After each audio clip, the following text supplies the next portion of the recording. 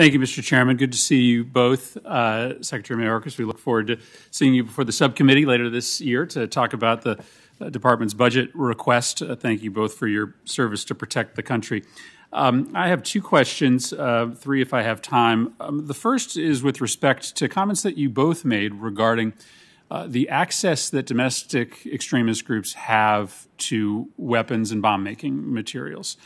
I would note that the incredibly disturbing story of the 13 individuals in Michigan who were very far along in a plot to kidnap and try for treason the governor of Michigan had in their possession upwards of 70 firearms, an arsenal that included many AR-15 style rifles, ghost guns, guns that are designed by their nature to be untraceable, and 2,000 rounds of ammunition.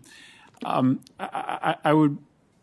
direct this to you, Attorney General Garland, because you are undergoing right now a review about the ways in which we can make sure that firearms are traceable for law enforcement purposes.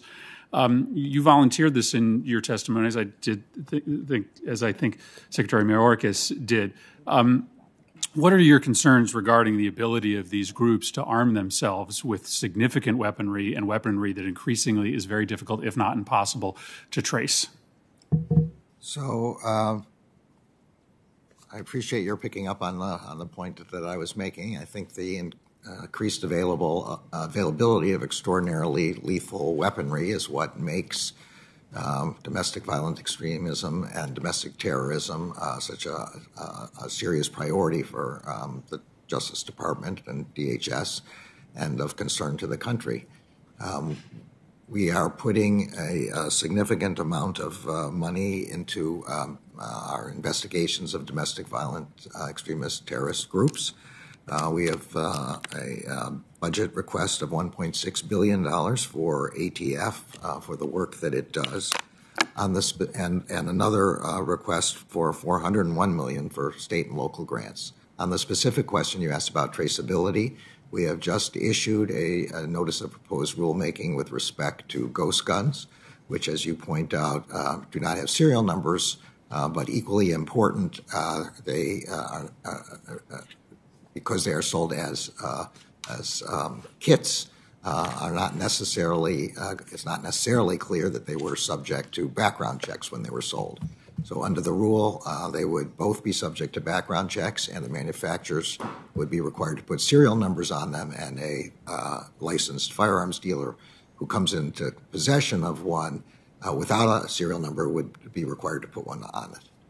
I will remind the committee on this general topic that right now, individuals that are on what we would commonly refer to as the terrorist watch list are able to buy weapons in gun stores today. They're not automatically added to the list of those that are prohibited to purchase weapons. It's inconceivable to me that at least on that topic we cannot find common ground.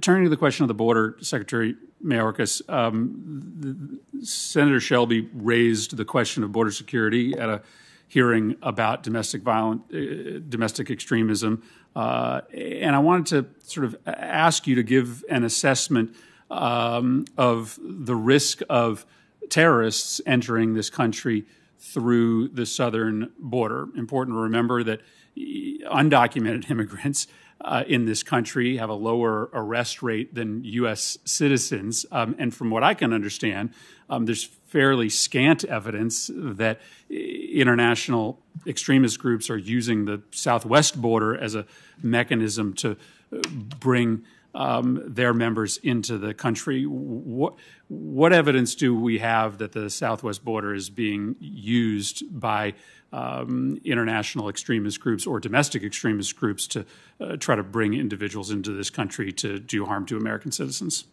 Senator, we don't have any evidence that suggests that the threat on the border with respect to foreign terrorists is any greater today than it was last year, the year prior, or the years over the past decade. The fact of the matter is that we are vigilant in guarding against foreign terrorist influences through all avenues, not just, of course, our land borders, but air and maritime. That is what we do, and fortunately, we have extraordinary capabilities to address it. Great. Thank you very much. Thank you, Mr. Chairman.